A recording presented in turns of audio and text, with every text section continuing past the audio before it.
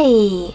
Today I would like to show you how you can transfer files from Samsung Galaxy Z Fold 4 to an Android device.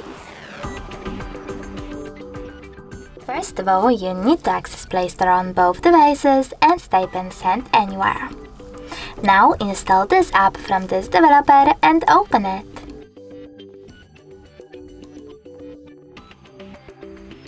From this screen, you need to choose I accept, confirm, continue and allow, then do exactly the same on the other device. Now just send on Samsung and receive on an Android. Following that, you need to tap on all of those type of dots, and when you're ready, select Send over here. This way you will choose all of those files and transfer them later on. It will take a long time though to do it now, so I will go with only this one photo. Choose Send and tap on Got it. Now on an Android, click on Yes I agree or No thanks and close this window. Finally, we have two ways to connect.